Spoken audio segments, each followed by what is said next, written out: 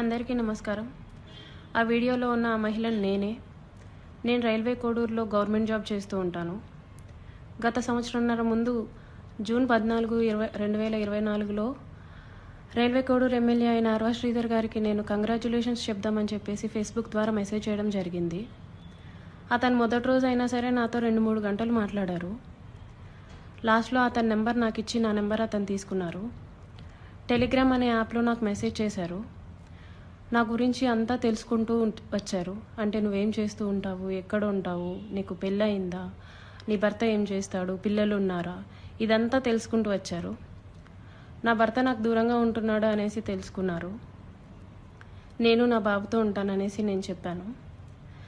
అలా అనుకోవద్దు, నువ్వేం ఒంటరివి కాదు, నీకు నేనున్నాను, ఎటువంటి సిచ్యువేషన్ అయినా సరే నేను నీకు ఉంటాను అని చెప్పేసి నెక్స్ట్ డే నుంచే నాకు అటువంటి ప్రామిసులు చేయడం జరిగింది. అటువంటి భరోసాలు ఇవ్వటం జరిగింది ఆయన నుంచి. సరే అని చెప్పేసి నేను నార్మల్గానే మాట్లాడుతూ వచ్చాను. ఒక 2 రోజుల తర్వాత ఆయన నా న్యూడ్స్ అడగడం స్టార్ట్ చేశారు. వీడియో కాల్స్ చేయని చెప్పేసి బలవంతం చేయడం స్టార్ట్ చేశారు. ఇదంతా కరెక్ట్ కాదండి అనేసి నేను అన్నప్పుడు అతను చాలా ఫాస్ట్గా టర్న్ అయిపోయి సీరియస్ అయిపోయి నన్ను బెదిరించడం జరిగింది. ఇది నా కోడూరు, నా నియోజకవర్గం, నువ్వు ఒక చిన్న ఎంప్లాయీవి, నీకు ట్రాన్స్ఫర్ చేయాలన్నా సరే నేనే దిక్కు, నీ మీద ఎంక్వైరీలు వేయిస్తాను, నీ కొడుకు నువ్వు ఒక్కరే ఉంటారు, జాగ్రత్త మరి చూసుకో అని చెప్పేసి బెదిరించడం జరిగింది. అయినా కూడా నేను న్యూస్ పంపలేదు. కానీ దాని తర్వాత నుంచి కలుద్దామని చెప్పేసి నన్ను చాలా టార్చర్ చేయడం జరిగింది. కలుస్తావా లేదా అని చెప్పేసి బెదిరించడం జరిగింది. నేను కలవను అని చెప్పేసి జూన్ 14 నుంచి ఒక 20 రోజుల దాకా నేను అసలు కలవను అని చెప్పేసి భయపడుతూనే చెప్పాను. భయపడుతూనే నేను ఇగ్నోర్ చేస్తూ వచ్చాను. ఆయన ఒకసారి అన్నారు, నీ కొడుకు నువ్వు ఒంటరిగా ఉంటారు, చూసుకో, నీ కొడుకు ఏమైనా అయితే నన్ను అడగద్దు అనేసి భయపెట్టడం జరిగింది. సరే అని చెప్పేసి నేను జూలై 9, 2024లో ఫస్ట్ టైం కలిశాను అతన్ని. ఆయనే వచ్చేసి కారులో మా ఇంటి దగ్గరికి వచ్చి పిక్ చేసుకొని కడప రూట్ వెళ్దాం, కడప దాకా వెళ్దాం అనేసి చెప్పారు. ఏం మాట్లాడాలి అనేసి నేను అడిగాను. ఏమొద్దు, ఏం మాట్లాడద్దు, కడప దాకా వెళ్దాం అనేసి చెప్పారు. కడప దాకా వెళ్లకుండానే రాజంపేట దగ్గర ఏదో పల్లె దగ్గర ఆపేశారు. మొత్తం డార్క్గా ఉంది ప్లేస్. ఎందుకండి ఆపారు అనేసరికి నాకు నువ్వు సెక్షువల్గా కావాలి అనేసి అడిగారు. లేదండి, నేను సెక్షువల్గా కుదరదు, నేను అలాంటి దాన్ని కాదు అనేసి చెప్పాను. నేను అలా చెప్పేలోపే నా ప్రైవేట్ పార్ట్స్ని టచ్ చేయటం, నన్ను బలవంతంగా దగ్గరికి తీసుకోవడం లాంటివి జరిగాయి. నేను కార్ డోర్ ఓపెన్ చేయడానికి ట్రై చేశాను. అతను నా జుట్టు పట్టుకొని వెనక్కి లాగేసి నన్ను గట్టిగా కొట్టారు. 2-3 సార్లు కొట్టారు. చాలా గట్టిగా కొట్టి కార్ సీట్ని అడ్జస్ట్ చేసేసి నా మీదకి వచ్చేసి నన్ను చాలా బలవంతంగా రేప్ చేయడం జరిగింది. నేను అరవడానికి ట్రై చేస్తుంటే నన్ను చాలా గట్టిగానే కొడుతూ వచ్చారు. అలా నా మీద ఫస్ట్ అటెంప్ట్ జరిగింది. నన్ను ఇంటి దగ్గర డ్రాప్ చేసి నేను దిగుతున్న టైంలో, నువ్వు ఈ విషయం ఎవరికైనా చెప్పినా సరే నువ్వు కొలాప్స్ అయిపోతావు, నీ ఫ్యామిలీ కొలాప్స్ అయిపోతుంది, స్పాయిల్ చేసిస్తాను అని చెప్పేసి నాకు చెప్పడం జరిగింది. నేను ఆ భయంతో ఇంటికి వెళ్ళిపోయాను. నేను మా బాబే ఉంటాము. నెక్స్ట్ డే కూడా ఆయన కలుద్దాం, మాట్లాడాలి అని చెప్పేసి బెదిరిస్తూ వచ్చారు. అలా నాకు ఆగస్ట్ ఎండింగ్లో నా ఫస్ట్ ప్రెగ్నెన్సీ అతని వల్ల వచ్చింది. ఈ విషయం నేను అతనికి చెప్పాను. చెప్తే అబార్షన్ చేయించుకో వెంటనే అనేసి అన్నారు. నేను అబార్షన్ చేయించుకోవట్లేదు, నీ వల్ల నాకు ఇంత జరిగింది, నేను అబార్షన్ చేయించుకోవట్లేదు అంటే అప్పటికి నన్ను బెదిరించారు. నువ్వు అబార్షన్ చేయించుకుంటే నువ్వు బ్రతుకుతావు, నీ ఫ్యామిలీ బాగుంటుంది, నీ ఉద్యోగం బాగుంటుంది, లేకపోతే నా గురించి నీకు తెలుసు అని చెప్పేసి చెప్పడం జరిగింది. నేను అబార్షన్ చేయించుకోను, ఎట్టి పరిస్థితుల్లో అబార్షన్ చేయించుకోను అనేసి నేను వాదించాను. ఒక 2-3 సార్లు 2-3 రోజులు నన్ను బాగా బెదిరించి తర్వాత అష్యూరెన్స్ ఇచ్చారు. సరే, నీ భర్తకి నువ్వు విడాకులు ఇచ్చేసి నేను నిన్ను పెళ్లి చేసుకుంటాను, మీరు ఎలాగా దూరంగానే కదా ఉంటారు, నేను నిన్ను పెళ్లి చేసుకుంటాను, నీ భర్తకి నువ్వు విడాకులు ఇచ్చేసి అనేసి అన్నారు.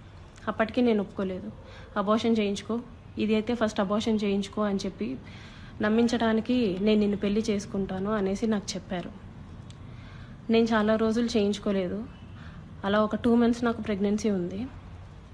దాని తర్వాత ఇంకా ఆయన కంటిన్యూస్గా బెదిరిస్తూ ఇంటికి వచ్చి కొడుతూ చేయించుకుంటావా లేదా అని చెప్పేసి టార్చర్ చేస్తూ ఫైన్ డే నేను అబార్షన్ చేయించుకున్నాను. ఆయన మాటలు నమ్మి నన్ను పెళ్లి చేసుకుంటారని ఆయన ఇచ్చిన అష్యూరెన్స్ని నేను నమ్మి నేను అబార్షన్ చేయించుకున్నాను. ఇలా ఈ 1.5 yearలో నాకు 5 abortions అయ్యాయి ఆయన వల్ల. ఎప్పుడూ మా ఇంటికి రావటం, నాకు ఇష్టం లేదు అని చెప్పినా సరే నన్ను బలవంతంగా బయటికి తీసుకెళ్ళో లేకపోతే ఇంట్లోనో నన్ను కొట్టి మా వాళ్ళని బూతులు తిట్టి చాలా రకంగా నన్ను సెక్షువల్లీ అటెంప్ట్ చేయడం జరిగింది. నాకు తెలియని విషయం ఏంటంటే ఆయన నాకు తెలియకుండా మా వాళ్ళ నెంబర్స్, మా వాళ్ళ కాంటాక్ట్ డీటెయిల్స్, ఇంటి అడ్రస్లు ఇవన్నీ కనుక్కొని నా భర్తకి కాల్ చేసి నువ్వు ఆ పిల్లకి విడాకులు ఇవ్వాలి, విడాకులు ఖచ్చితంగా ఇవ్వాలి, లేకపోతే నిన్ను, నీ ఫ్యామిలీని, నీ కొడుకుని ఎవరిని వదలను, అందరినీ చంపేస్తాను అనేసి బెదిరించడం జరిగిందంట. ఇది నాకు తెలీదు, ఈ విషయం నాకు తెలీదు. నా భర్త నన్ను తర్వాత కాల్ చేసి అసలు ఏం జరుగుతుంది అక్కడ అనేసి అన్నారు. ఇలా జరుగుతుంది అనేసి నేను మా ఇంట్లో వాళ్ళకి చెప్పాను. ఇలా రోజు ఇంటికి వస్తున్నాడు, నన్ను కొడుతున్నాడు, నన్ను టార్చర్ చేస్తున్నాడు, ఫిజికల్లీ నన్ను చాలా వాడుకుంటున్నాడు అనేసి నేను చెప్పి ఏడ్చాను.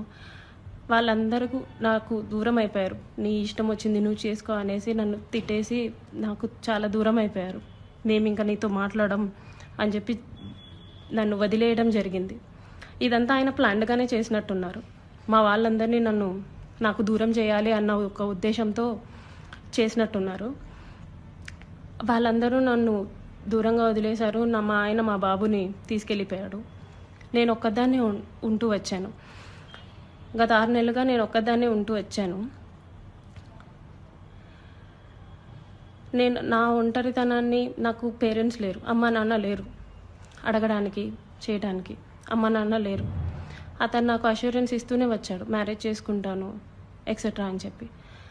ఇలా వీళ్ళందరూ దూరం అయిపోయి నా గురించి ఎవ్వరూ అడగడానికి కూడా లేరు అని ఆయనకి ఒక క్లారిటీ వచ్చిన తర్వాత ఈ 1.5 year నాతో ఉండి నన్ను ఇష్టం వచ్చినట్టు సెక్షువల్లీ వాడుకొని లిటరల్లీ నన్ను కొట్టి బలవంతంగా చాలా అంటే చాలాసార్లు చేసి January 7, 2026 ఒక 20 days ముందు నేను నిన్ను పెళ్లి చేసుకోను, నువ్వేం చేసుకుంటావో చేసుకో, నీ ఇష్టం వచ్చింది చేసుకో, నీ దిక్కున్న చోటు చెప్పుకో, నీ గురించి ఎవడొస్తాడో నేను చూస్తాను, నేను మాట్లాడతాను అనేసి నాకు చెప్పడం జరిగిందండి. It's been 20 days.